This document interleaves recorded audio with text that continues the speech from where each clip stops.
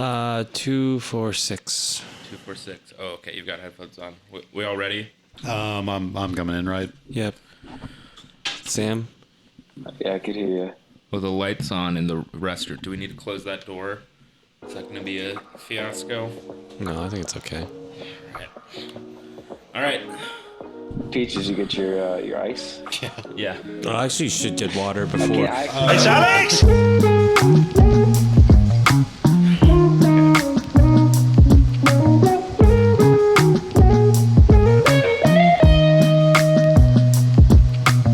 So it's episode 246?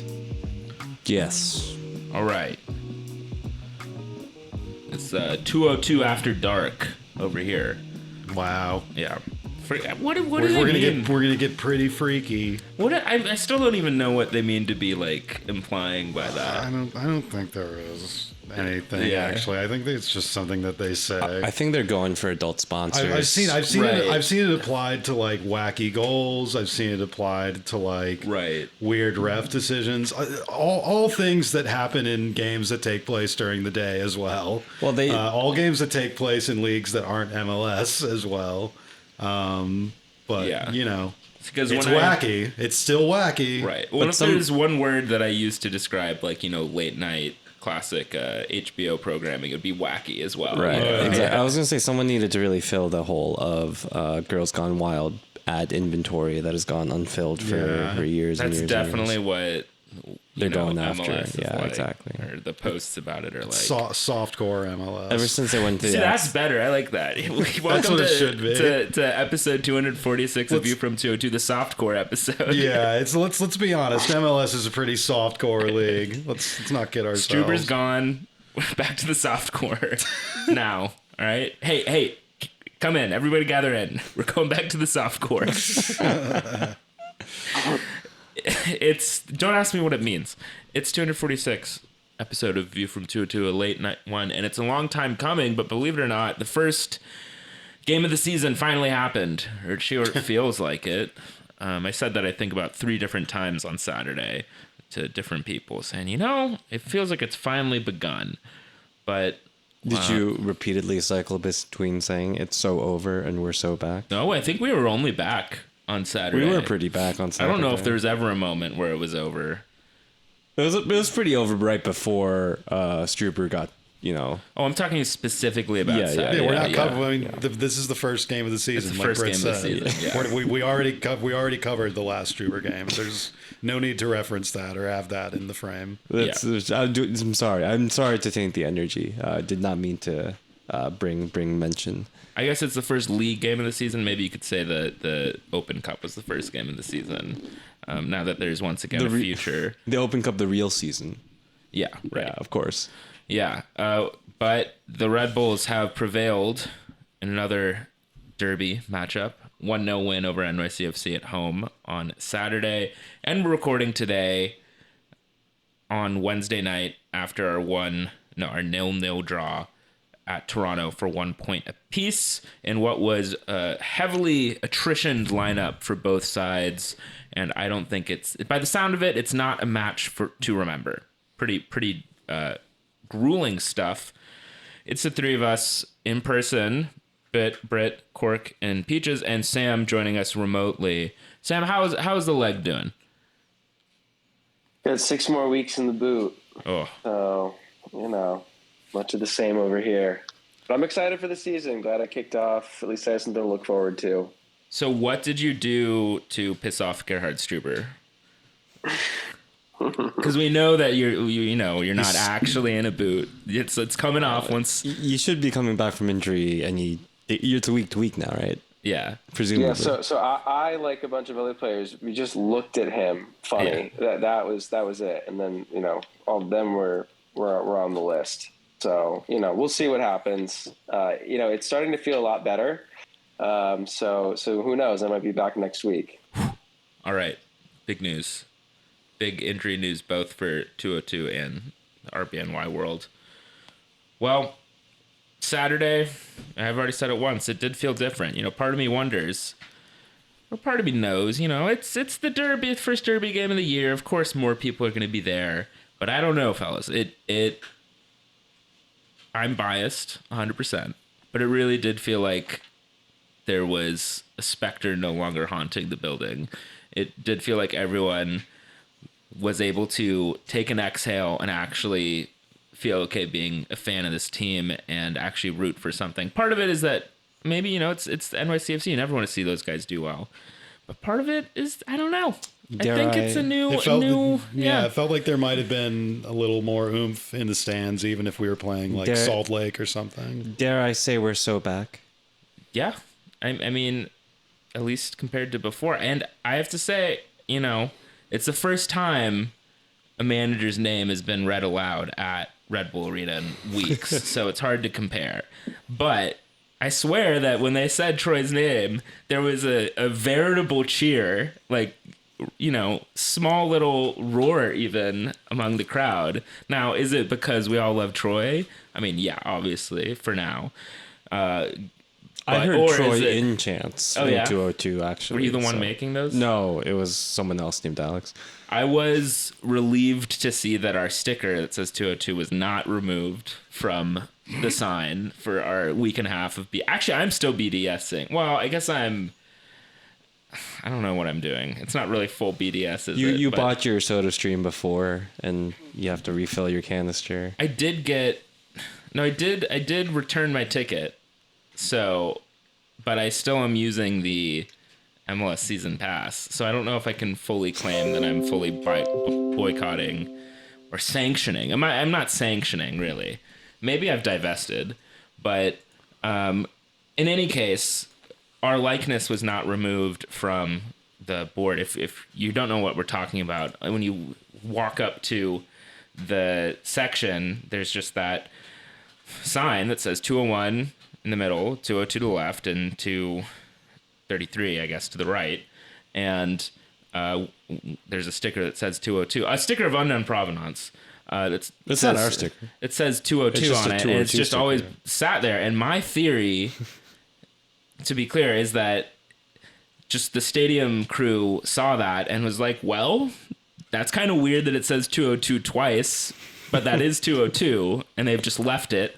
And then there's another sticker on there that was removed, and I just want to clarify, we've not ever touched that. I think that was just the stadium crew. An unnamed podcast sticker. We have never touched that. I think the stadium crew was like, oh, that's just, we can't have that. This isn't an East Village dive bar. But then the 202 sticker, I think they were just like... This is descriptive. It does look like a clean little it's like logo. Helvetica. Right. You know, it's actually accidents grotesque.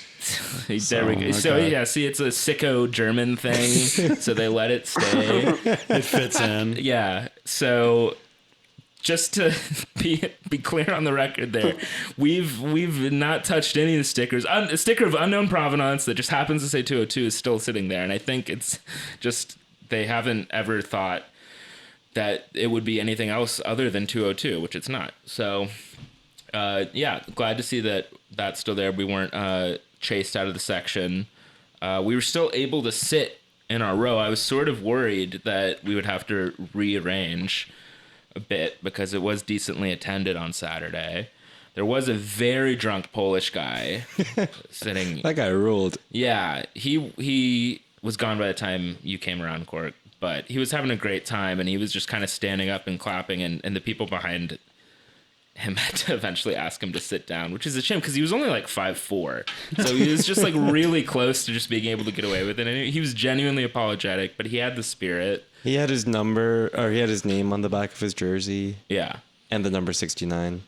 It was 69. 69. All right, and that was the weed number, as we all know. Right. There was a guy. My fan of the match was some guy like 3 rows behind us who just constantly, whenever like there was a bad touch or like just we lost a tackle or something, you'd always go, unlucky!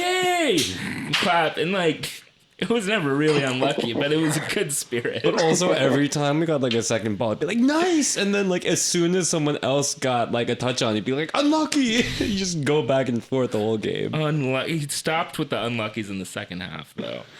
I don't know. There's one point though where like there was actually a sequence where someone just got like a weird bounce that led to a bad touch, and I remember you being like, "Oh, that's no unlucky for that one." I was like, yeah, but that's not unlucky. Like, what the hell? But the vibes are back. That's how I felt. How were the vibes? Because you were down in the press area for the first half, right, Cork? What were the vibes like down there? Well, I mean, it stuck out. I mean, normally, I mean, especially back in way back in my beat reporter days, I always made an effort to be situated to be able to, watch warm-ups and, see the whole milieu and everything. And usually there would be nothing going on. There would be nothing really worth mentioning. It would just be pretty rote stuff and just the guys mingling and warming up and all that. But this game, there's a little bit to chew on for, I guess, kind of obvious reasons of a new team coming in or new coaching staff coming in or new look coaching staff, because there has not been any new assistants added. Bernd Eivler left along with Gerhard Struber last week, and there's been no new, coaching personnel named since then, and it's just been kind of a bare bench with Lesesne, Jiri Nieminen, the goalkeeping coach, and then Dominic Wohlert, who's been kind of an off to the side analyst the last couple of years. So the way it worked was that Lesesne himself, as the manager, was out during warm-ups watching everything, like in his suit and all that, which has not been typical. And then at the end of warm-ups, I mean, and I think I might have been with one of you guys, just like meeting up before the game, catching some of this, but he went up and applauded the South Ward before the game, like just introducing him, a wordless introduction, but introducing himself, just doing a clap and an acknowledgement, and kind of a gimme thing to do, but again, just sort of state of the club the last few years that it was kind of a sight for sore eyes to see the manager acting that way. So there's that, and then like Brit said, I mean, actually announcing the manager's name for the first time in a couple home games, and got a pretty good little reception. It's not like it was a standing ovation for 10 minutes, but it was, like Brit said, it was a good little jolt of a cheer. And it's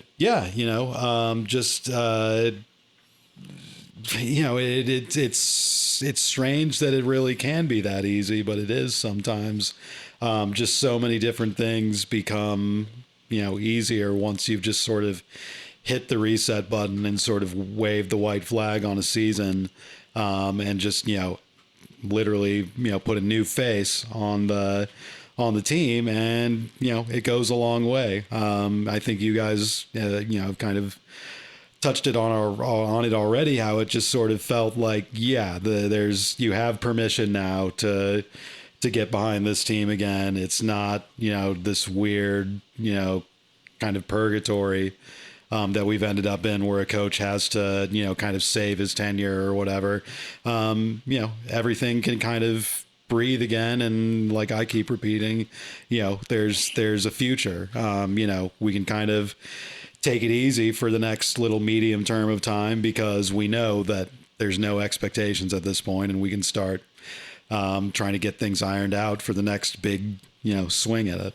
Yeah, it was very refreshing to have this kind of like straightforward morality to this game, where I'm like, oh yeah, like the Red Bull should win this. We should beat City. Every goal I'm going to celebrate. And when we scored, it felt like, oh, I almost forgot how to process positive emotions when I saw us score a goal, and it was like, oh yeah, this is honestly a little bit more draining than I thought it was to celebrate a goal the way that I did when we did score. Because it really is a thing where, like, and this even goes beyond us having a particular distaste for Struber, where it's like, and it was like this with Armas obviously too, where it's just once a manager has been in place for a couple years and has pretty much emptied out their toolkit and done what they can to try and build a team. Once you're at that point and you start to drop games and the season starts to slip away,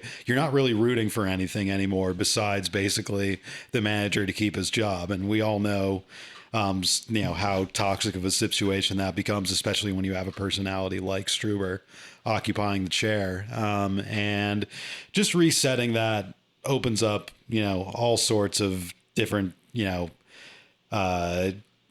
kind of pathways of fandom and following the team that get a little bit constricted once a managerial tenure has run its course, which the last one very clearly had. So and it's interesting also too that Lesesne himself was part of that, coaching team that had sort of run its course at the early part of this season, but still feels like a breath of fresh air. I think the fact that his origin story is as a bit of an outsider, that he has his own resume outside of being a Red Bull guy, outside of being a lieutenant of Gerhard Struber, that lends to it, but also just, kind of the gestures that he's, leading toward, like, I said, applauding during the warm-ups and just striking all the right, fairly, straightforward, intuitive notes for a new manager to strike, but still important ones to do fluently, and he's doing that. Yeah, the bar is at the floor, and the fact that he still can see that and surpass it does reassure. It's not crazy, it's not unprecedented, but it is just, as you said earlier, a sight for sore eyes. And I think it's going to stick with me maybe for a little bit. The fact that they didn't announce Struber's name for, was it 2 weeks or 3 weeks? It was two home games that he came two back home for, games. yeah. All right. So after the first one, like the San Jose thing, like, okay, it was like, felt like it was really crisis management mode from the club's perspective. But the second one, yeah. it's like, all right. It's like just like the funniest little glint of awareness or betraying awareness that this guy's cooked. Yeah. But that it still took him a while to act on. Very weird.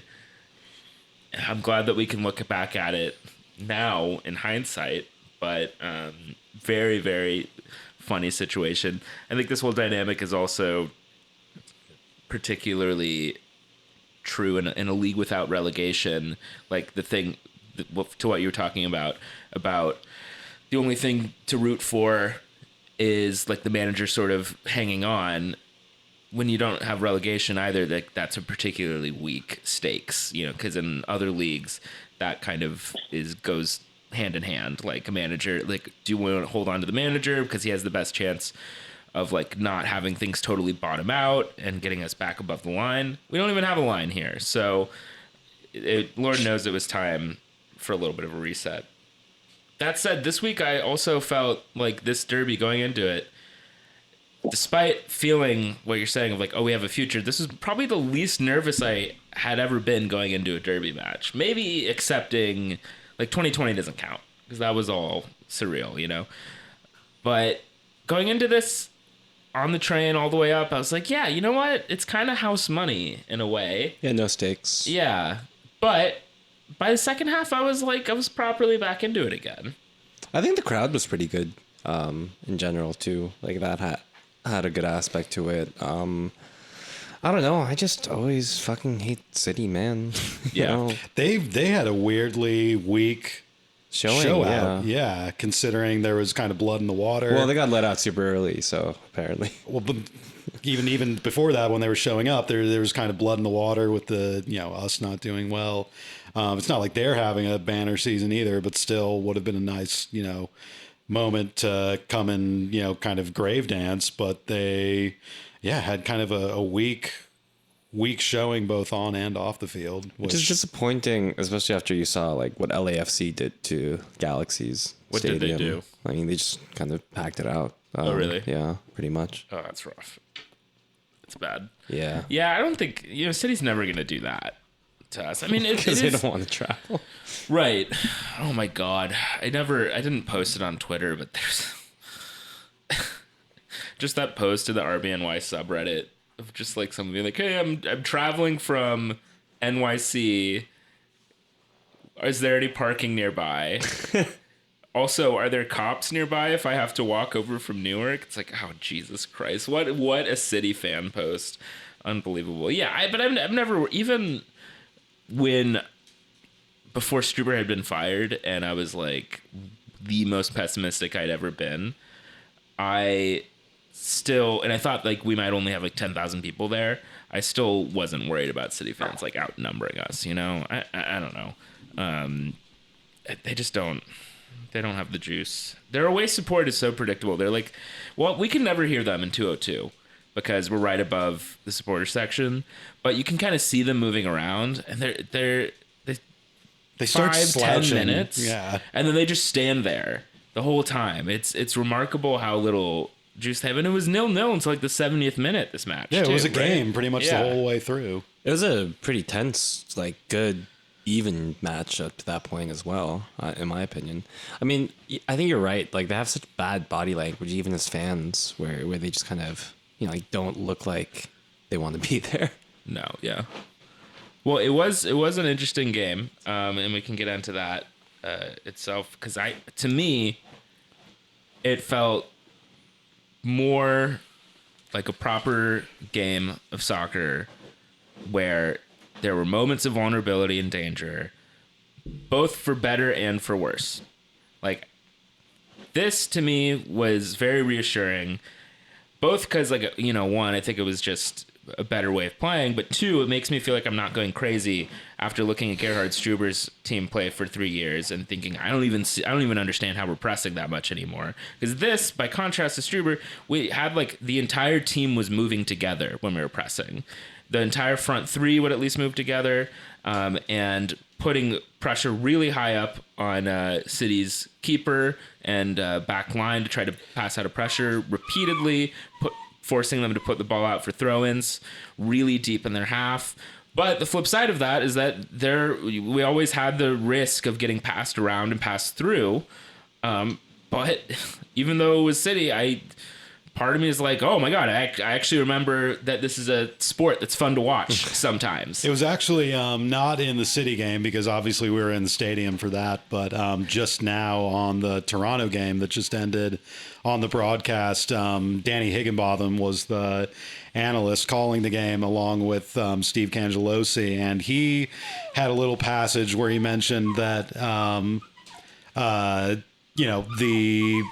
one of the impacts of Struber's extremity in the pressing system and the fitness requirements and just never dialing back was that it made the press eventually ineffective because it's physically impossible to run a press at that level through an entire 90 minutes, and it would become where certain guys would not arrive and the team was not moving as a unit and was becoming, I think he might have used the term like became two units, or, just becomes, split into guys who are pressing and guys who are not.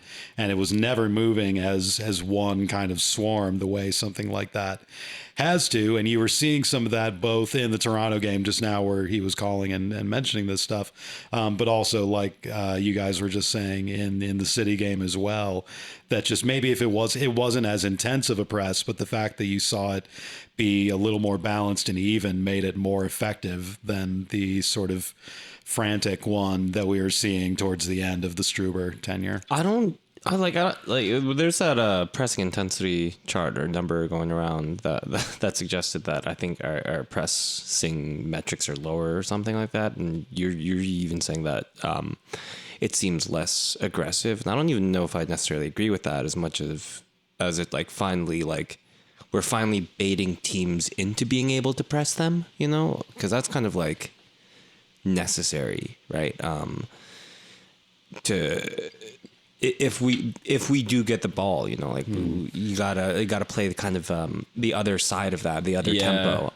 And to your point, Brit, I remember during the game, the City game, I think I turned over to you and I was like, yeah, I think our press looks a lot more dangerous, and you said, yeah, on both sides, which I think is very true, but also like, yeah, we were just not like really. It's not. I don't even want to say taking a risk, but like taking a chance before. And now it just kind of seems like people are like, oh yeah, you can put a ball down the middle, or like you can have someone try to chase something and then see what happens afterwards, instead of like necessarily maybe like, oh yeah, like we just gotta just cycle it around again now that we have the ball again. Yeah, I guess that's the phrasing of like baiting them into playing a bit helps me wrap my head around it, because I've been struggling to be like, how is this even an effective press? But I guess under Struber, it was like we would constantly press all the time, so it meant that opposing teams wouldn't even have a moment to pass the ball back around their own third and kind of get lulled into a sense of security or passing around. Whereas in this last game, it felt much more similar to previous iterations of like Jesse Marsh's Red Bulls, where it would have ebbs and flows, where there would be passages where we'd sort of ease off and City would pass the ball among their center backs or among their back line and let them get into the game, and then we would turn it on again.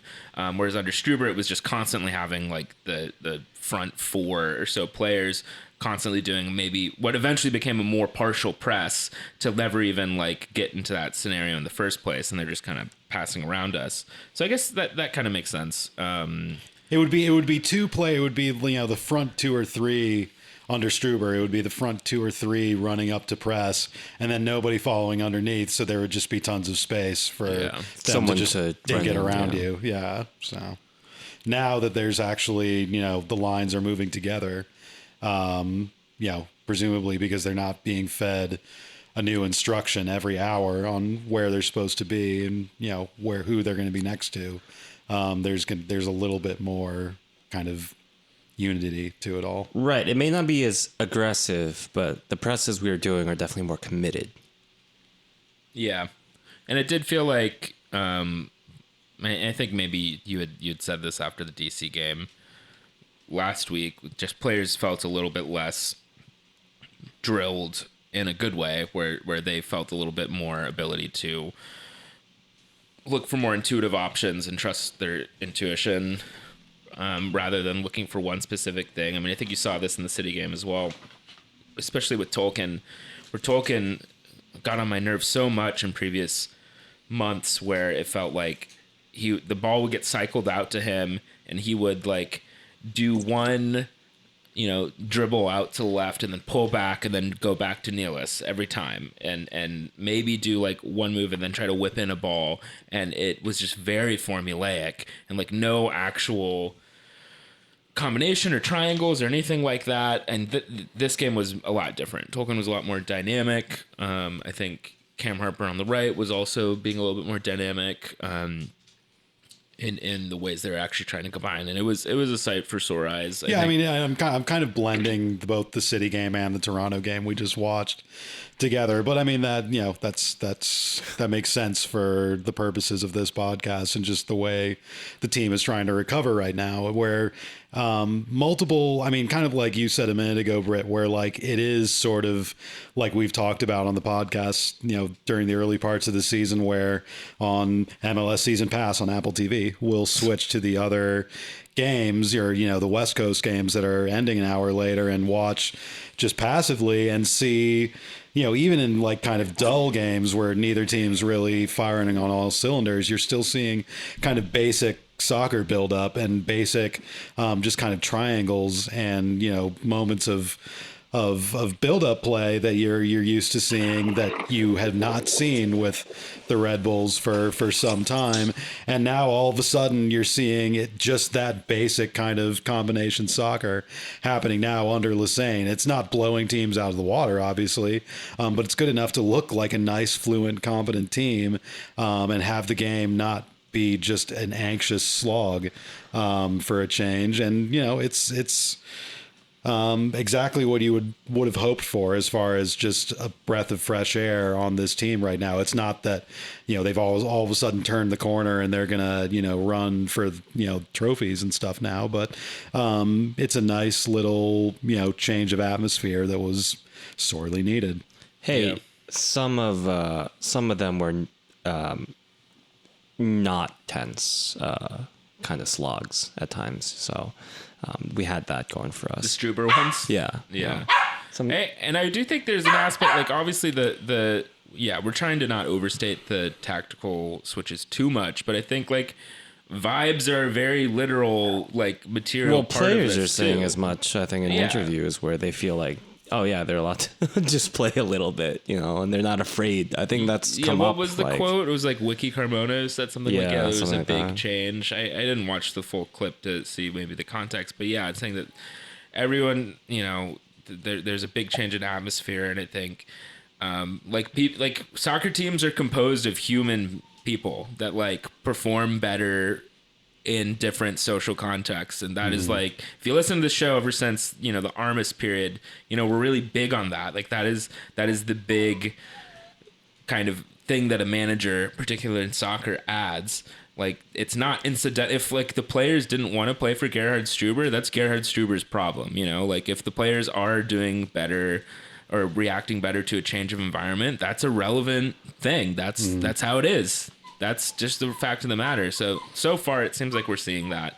If the fans like the new manager better than the old one, that's also a relevant thing. That also is better, more conducive to a healthy club environment. To not have a manager who's constantly talking down and telling the fans to not even bother, like don't even show up. Like he never said that explicitly, but he said, you're stupid to expect the team to win. Troy has not said that yet, so he's until he does, I guess. But low-key, we're looking at 2 wins and a draw in the Troy Lesesne era in only a week. It is worth adding too, while you're on that point, that Lesesne himself has made a few, or given a few quotes in the last week that are kind of to that respect, as far as like these are human beings, and the way you win is by making sure everybody is comfortable and that everybody feels good about coming in, it's. And he said, like, my own experience, my own, what I've learned being a manager is that you're, building relationships with human beings as opposed to just, spelling out a game plan on a chart.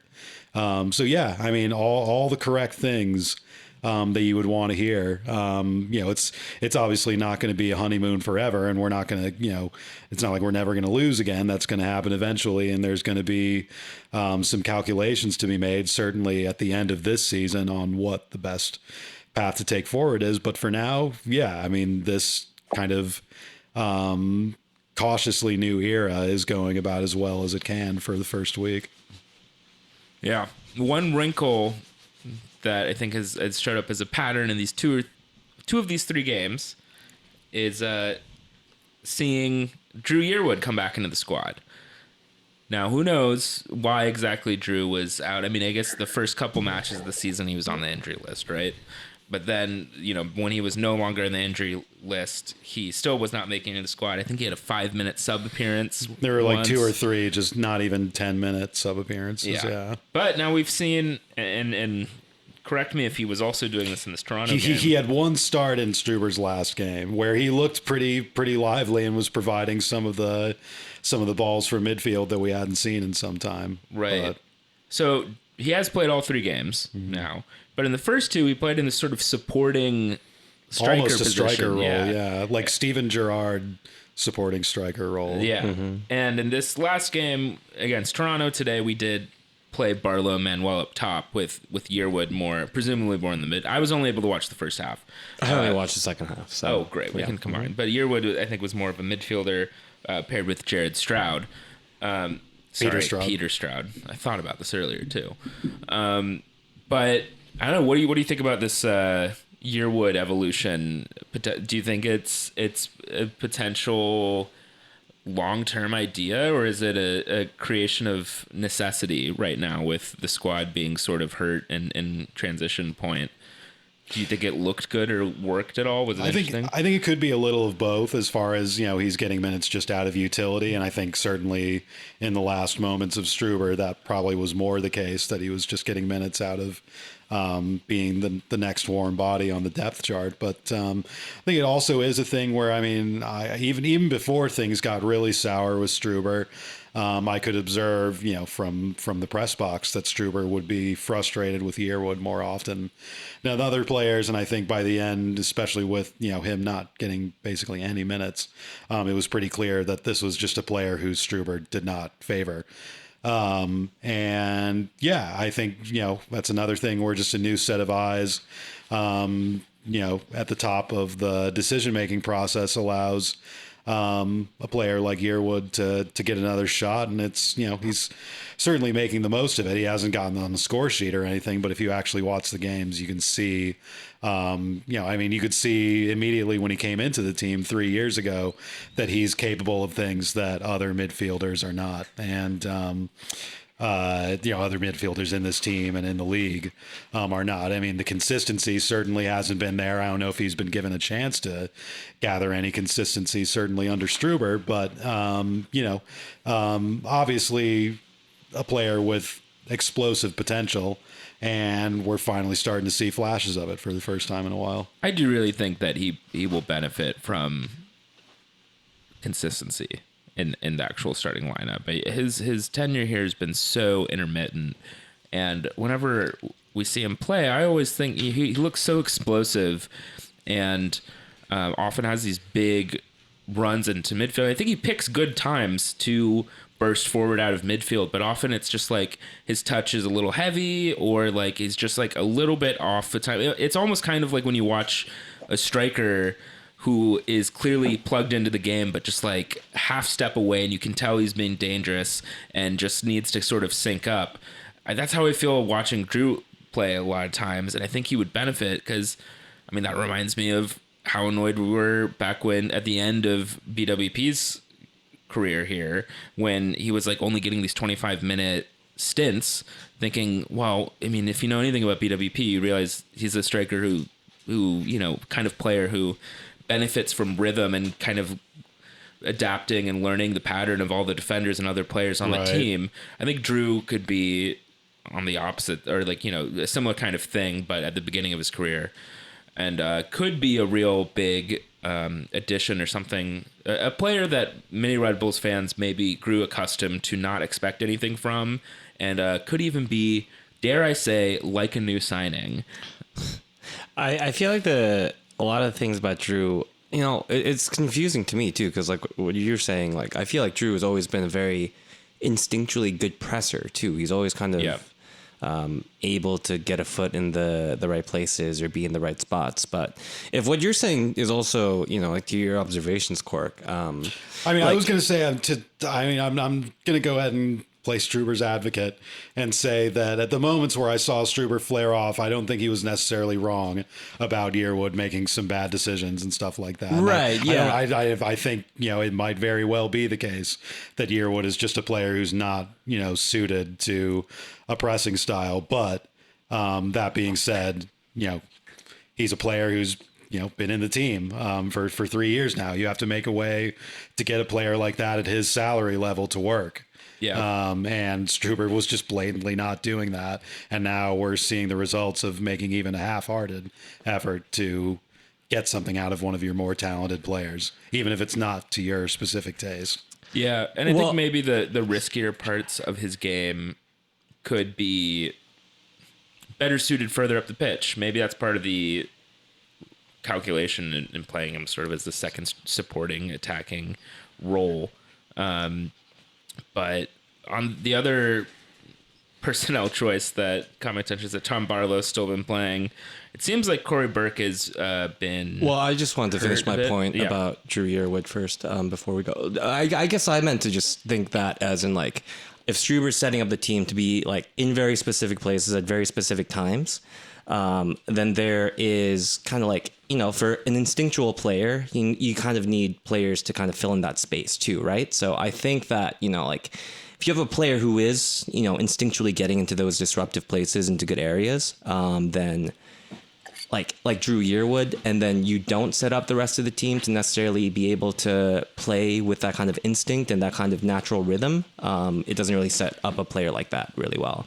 Yeah, I guess the biggest distinction here is not so much maybe Troy in particular, but Struber or not Struber, and that Struber clearly by the end had decided or made it clear that he was not going to adjust his team to his players that he had, or in this particular case, Drew. Whereas I think most managers would try to make more of an attempt to adapt their system to a player. So here's a name some older Red Bulls fans might remember: Jesse Marsh.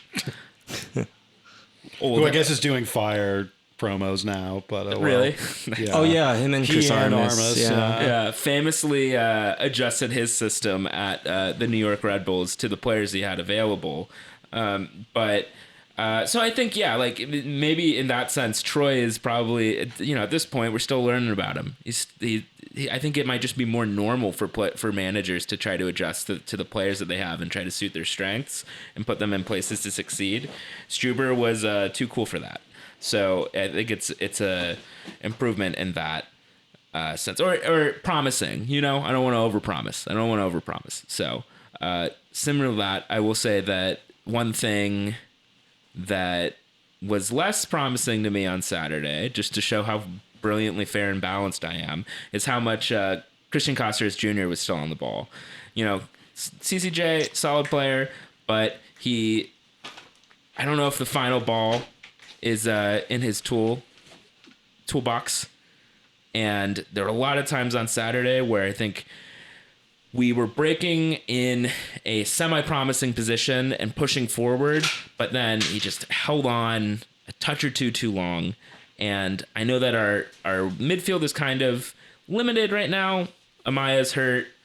Yearwood's playing further up. And our forwards, I think, are kind of shaping maybe our mid, and I think Lewis Morgan, of course, while more of a wide attacking player, I think is limiting our options there too.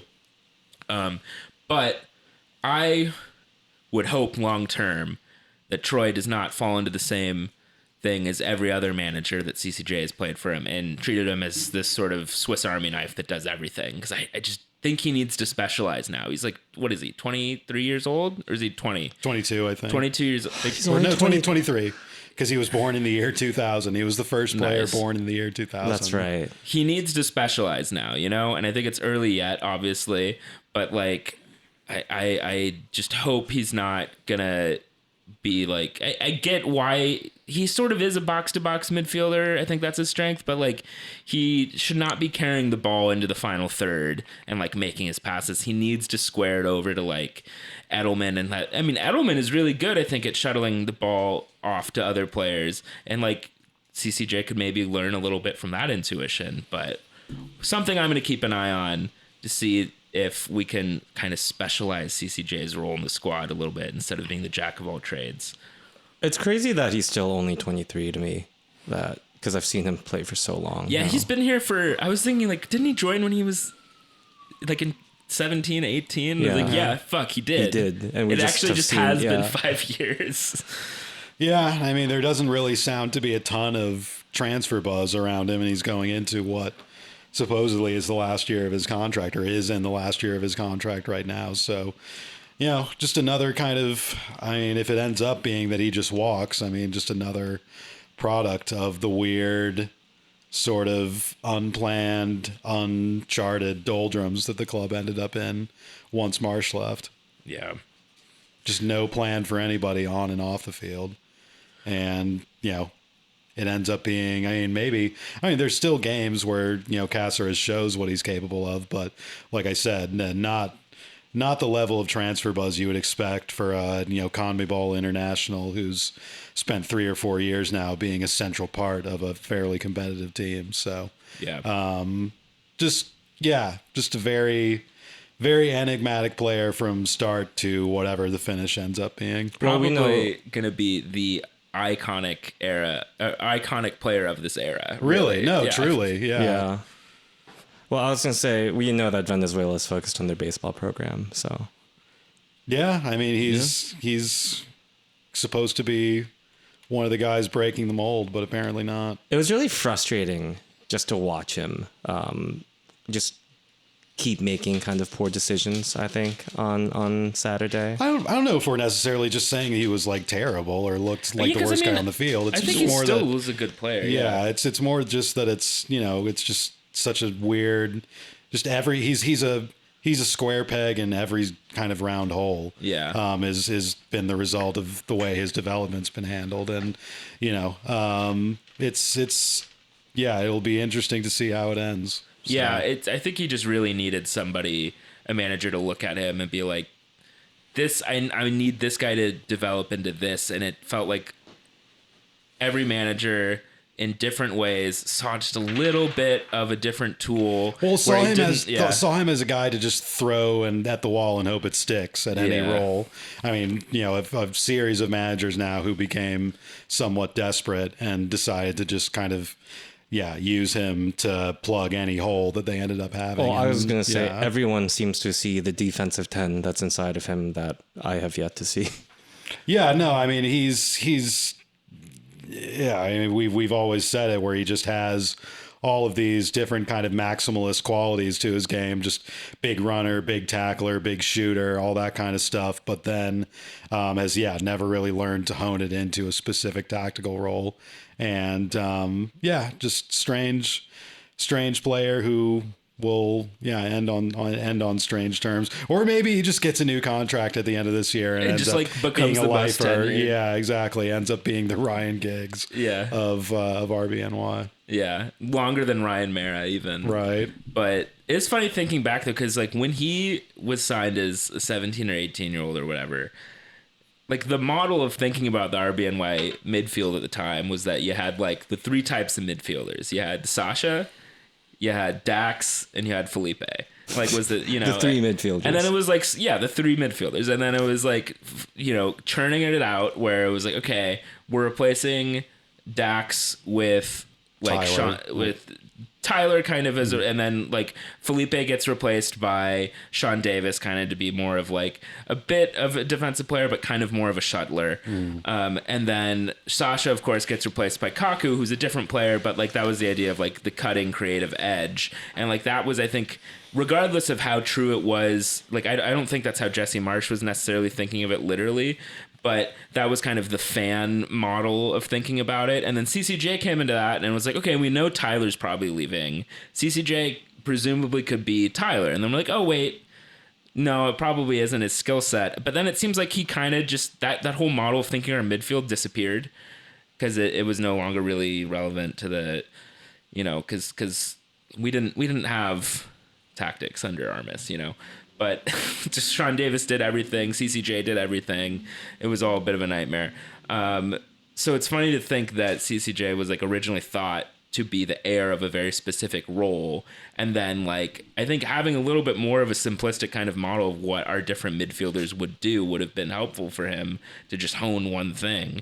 But alas, maybe we'll discover it now. Frankie Amaya is another one where it's like when we first got him, 2 years ago now, it was like, oh, maybe he'll be the player sort of at the tip of the midfield, playing a final pass or squaring it across. And now last year he had a great season as a more reserved midfielder. Now it's like he's still coming back from injury, but it's a world of possibilities for where he might actually play. So it's exciting to actually see how this might shake out once everyone gets potentially fit again. On that note, they did say that there's vaguely promising news, right, about Morgan, fitness. Luquinhas, Amaya, yeah, all the big guys, all the main guys. Luquinhas is a funny transfer. Like thinking back now, it seems so odd that we bought him. I'm kind of intrigued by the idea of Luquinhas. Yeah, You know, I'm still moderately, optimistic about it. I think that he was just particularly poorly served by our setup. And as we noted, the season only started last week, so there's time yet. yeah, I don't know if he's a. I don't know. Like based on what I've seen, I don't know if he's like a Red Bull player, but then again, I don't know what this team ends up looking like by the end of the season. Supposedly, the story was that Struber specifically wanted Luquinhas. That Struber had, seen Luquinhas on the streets of Brasilia. No, had seen him or his game tape, I guess, from Poland or whatever. And maybe the story was he tried to sign him for one of his teams in Europe when he spent 3 weeks there before coming to us to build his resume. But supposedly he wanted him real bad and saw him as a prototypical pressing attacker, and then proceeded to squeeze the life out of him for. That's so odd. The whole second half of last year. So you could tell that was a fib because nobody sees anyone on the streets of Brasilia. It's illegal to see anyone else on the street in Brasilia. You have to be in a parking lot. But that is, yeah, it doesn't add up with what happened.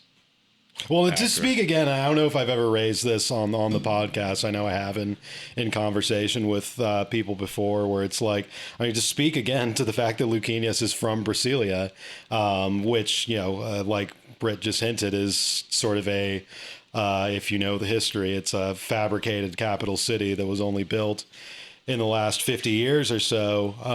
So not like a big bustling kind of stereotypical kind of favela place that a Brazilian learns his street smart skills, and certainly not a place with any major professional clubs and academies. And he has a very sort of unrefined, untactical style. He plays as an individual. He's, you can tell that he was a guy who developed as just kind of like the best hotshot player in his neighborhood, but never really learned how to play as part of a team or play like a professional until he, literally moved to Portugal on a lark when he was like 18 or 19. And has never really ended up he was at Benfica for a little bit, but never got a ton of minutes, and has never really had to learn to be part of a big team and never do anything except just play hero ball by himself. And I think you could see a lot of that in some of the struggles he had ever since he's come here. It's just an interesting byproduct of the type of player that he is, just not a typical kind of Brazilian, developed player. And that's kind of one of the side effects of searching for weird little peripheral bargains the way the Red Bull system is set up to do. Yeah, I think it's a very fascinating way of thinking about it, like the analogy of Brasilia. And it's the way a lot of American players used to be. I mean, right. Americans who just had the athletic skills and the little kind of like savvy to know how to dribble and strike the ball and stuff like that, but never learned how to actually play until, their late teens, when it was sort of too late. Right. It's like remember that guy Danny Cruz? Yeah, exactly. Yeah. He played hockey until he was like 16. Yeah. Which always seems wild to me. And now he's literally a manager, and like is he really? He's younger than me. Like, and now he's a manager. He's Louisville's manager. So, yeah. I guess Bruce himself is a lacrosse coach. Yeah. Wasn't there? I feel like there's someone else who was also another sport first, but wow.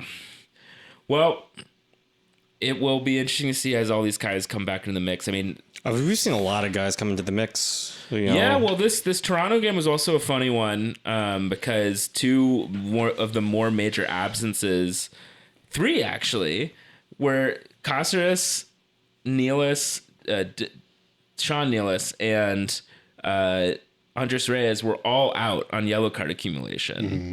So now that we've gotten through it and got a point on the road, granted, Toronto's struggling, I think that's actually glass half full. It's like, well, we got them all. They're all refreshed. They're back to zero for the yellow card accumulation. We still got a point away. And now they can just rack them up again. Hopefully we'll be a little bit less cavalier. I mean, do those carry over from the previous season? Because that does seem very quick to get 5. Maybe. Well, we have been getting a lot of yellow cards each game. I think, as I was saying during the City game, it's good that they got it out like after that game, or like during like this Toronto game or whatever that was. It's not quite which Mourinho level intentional yellow baiting. Yeah, which we still like made out of Toronto with a point, which is that's what you're saying. Yeah. So hey, it works. It kind of reminded me of like seeing that lineup. It gave me like flashbacks to like Montreal 2016. when we just were missing like the entire back line. It was like Carl we met and Chris Duval. And so when I saw that, I was a little nervous, but yeah, you're exactly right. To even come out of there, like, I don't care. Like, Toronto's like dog shit right now. That's fine. But to come out of there with a point, like, I'll take it with that lineup and how deep the rotation was. Also, like, I've consistently now been impressed by every time Dom's played MLS minutes for the Red Bulls, honestly, at this point. So I can't believe he's back. It's so weird. he's been good. He's been all right. He had a really good game against Yeah. Toronto in that second half. I thought. Okay. Yeah. I guess I did only watch the first half. Chris Duval is A a couple center shaky back. moments, but he was good. Hey, I clean mean, sheet, good to have him at the back. end of the day. I mean, to give my little nutshell analysis of the Toronto game that just happened, I mean, it was, again, not to knock and Dom too much, but I mean, it was kind of an easy game to look like a good defender in because Sure. it was a game where it was two teams. I mean, Toronto was decimated with injuries also, and neither team had kind of their base structure in place at all. So it was a game that was pretty open in the midfield, and you saw some dangerous openings and little moments and interceptions that looked like they could get turned around real quick, but then neither team really in sync in the final third, and just a lot of, just looks that amounted to nothing. And like I said, kind of an easy scenario to look like a good defender in. And that was mainly what Ndam was. I mean, he had some good steps and had some good, one-on-one moments that he won out on, but also just pretty limited with the ball at his feet. And, you just, imagine there would be more, openings against a better team in a game that's a little more intense. I feel the few kind of plays that I did see, I actually was a little bit more impressed by kind of his passing ability or range and ability, I guess, under pressure than like what I'd seen previously from him before. I think like to your point too, yeah, like Dom's playing at his level, but it's I think a lot of players might cave under kind of the just the name of it being in the MLS league under that sense. So it's nice that he has that confidence. His first big appearance for us that I remember at least was when he played in that 4-0 defeat of NYCFC in the Open Cup, where David Villa got subbed off. Alleged sex pest David Villa got subbed off at like the 60th minute, to great shame, because he had him in his pocket the whole match. So he does not seem to be afraid of occasions, that's for sure. He got some coaching from Francisco Lindor at the high school reunion. Great discovery. I did not know that until we were at the Mets game yesterday, and you told me they were. I guess Ndom's a little younger. But how old is Ndom at this point? You could tell me anything. Yeah, exactly. I guess he signed in 2017 when he was like 18 or 19. So what? He's like 24, 25 now. Man, I've been doing this podcast a while now. No. Wow.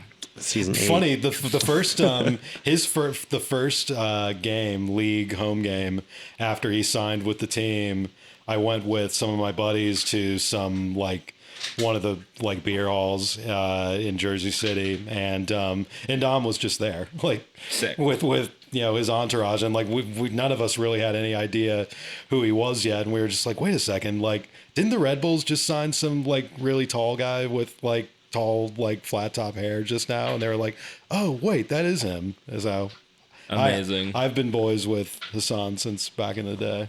So. You've been partying with him since Yeah, exactly. We're stealing valor. That was the beginning of me as an insider. He was very nice and very funny. Met him at a charity do. Yeah. One thing I'm desperate for in the coming weeks is I want more Corey Burke. I just really, we've got some good stuff lined up for the moment he scores. It really did seem like for the City game he was injured. He was, but he there were so many moments where it felt like he was a half step away from icing it. But also it seemed like a lot of it was he needed that extra little bit for some of it. He did look how did he look at the end of this Toronto game? Because he looked a little sore at the end of the City game, I will say. But he's putting in his best. My other impression from the Toronto game tonight is that just in a very unscientific way, no XG here.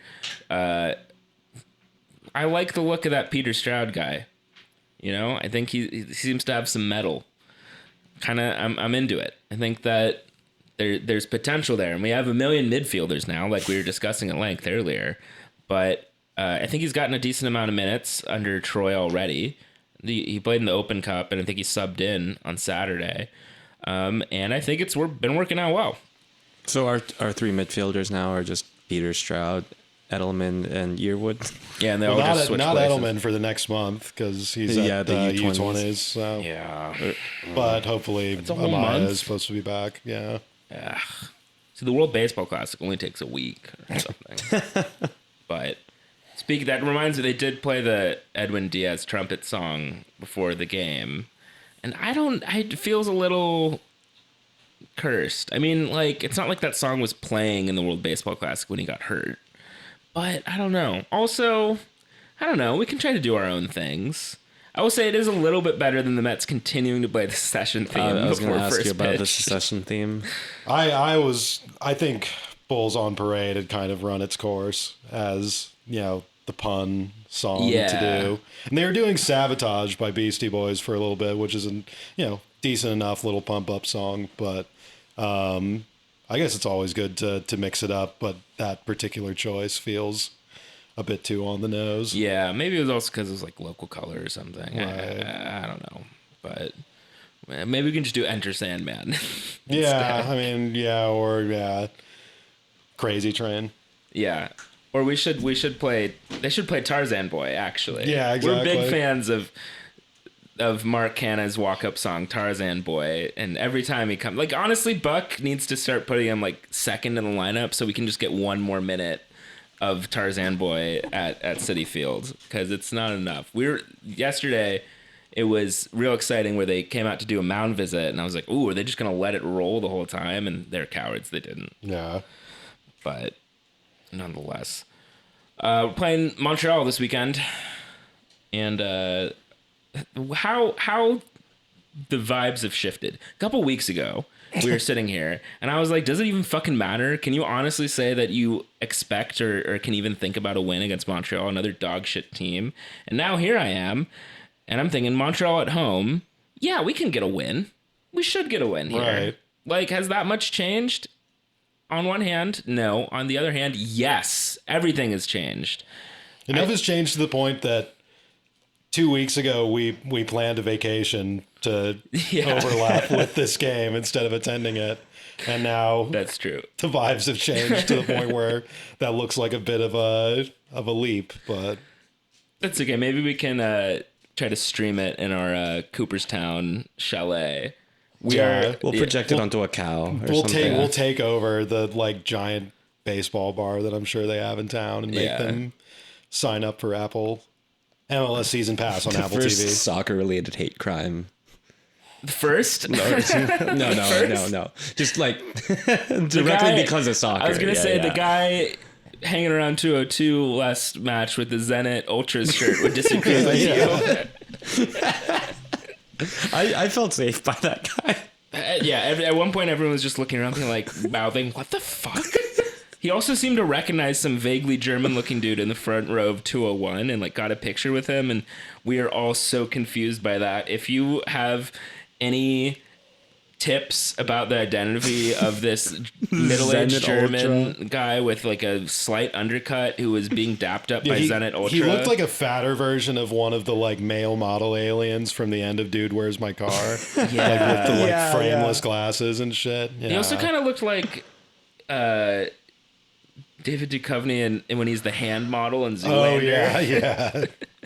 So if you have any tips for who this was, call Interpol 311 Crime Dog McGriff, the Yeah. Crime Dog, immediately.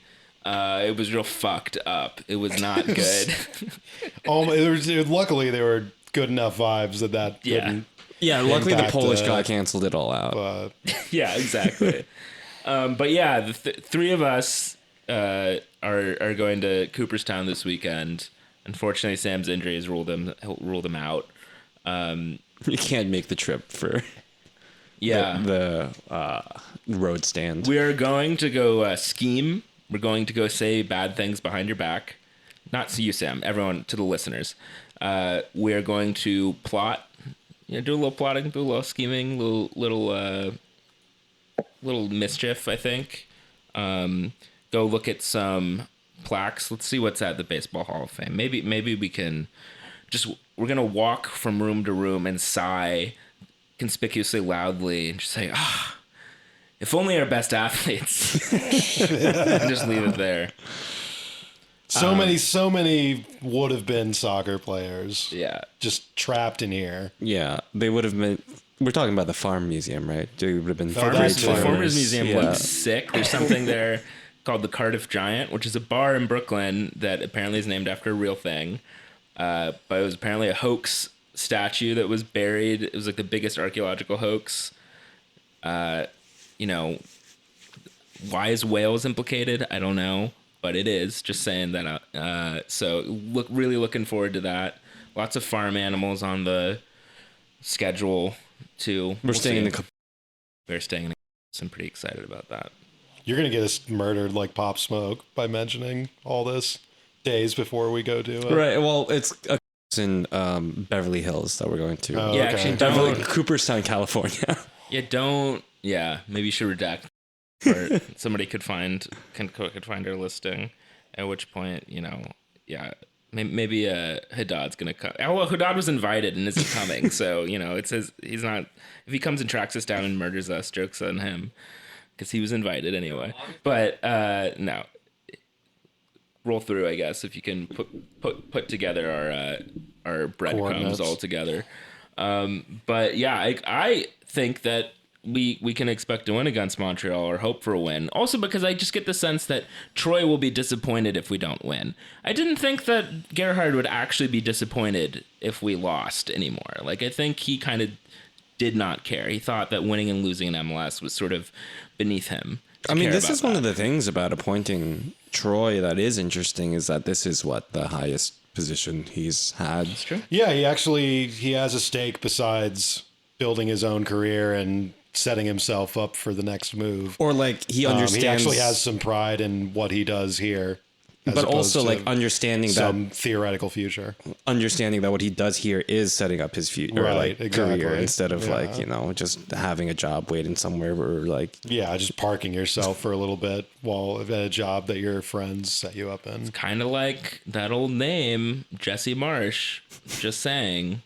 I mean, I guess Jesse had like a lot of Red Bull. I kind of hinted when I gave my little bio piece on knowing Troy from back in the day that, I mean, he is that kind of Jesse go-getter guy. Yeah. I mean, he's a guy who, even when soccer coach wasn't really a, big time career possibility in this country 10, 15 years ago, he was still going for it. And, like Peach has kind of introduced this with, just a guy who has a lot of pride to coach for, and we'll see what it amounts to. Yeah, and it also will reflect on what he wants to be. But, if I were Troy, I would mostly leverage this to make a content video about maybe getting a bespoke suit or something that fits. Nah, no. It's perfect. Actually, it really does. This is the most frivolous thing about it by far, but there is something nice to have a manager who's just a guy suit and tie, a guy in a shirt and tie again. It's just he's dressed up. It's the most important day of the week. None of this I'm not my grandma's funeral pajama pants. Yeah. Every Saturday RBNY game. I'm not going to get into the details of, the previous coach's outfit. You've heard us kvetch about it before, but it's nice. It also just gives me a little dose of Jesse nostalgia, a little dose of Wenger nostalgia, something like that. I will say, the business casual bug hitting the sidelines is a step too far. It's very Lindy. We're finally back to being a Lindy club. That's so true. Wow. This is our pivot into becoming the menswear guy on Twitter. Don't see that much these days. Yeah. As shirt and tie. Troy always has the pull of the 4HL, unlike our previous manager. God, yeah. What was true? Well, suffice to say, I think vibes are a lot better. Vibes are improved, and that's the main thing about this, about that we care about. Because what is this at the end of the day? Just four guys sitting around the table talking about vibes. Although I guess 3 and 1 virtual for now, but hopefully soon 4 in person again. Inshallah. Anything else this week? I mean, it's almost a shame because I was really excited to dive into other topics, really branch out as a subject. Oh, matter. I forgot. So as you guys know, I imagine I have a big stack of papers here that I'm rustling on the table. It's like I like to incorporate media I've seen recently. So I've highlighted all of your parts. Let's read our 420 pages of Gerhard is Afraid. I think it's really promising. There's a nice Richard Kind appearance at the end in the final act that I think Cork will like. It's good. All right, make sure you're recording for this, right? Press record, Okay, go. All right, we can leave. ¿Sabes?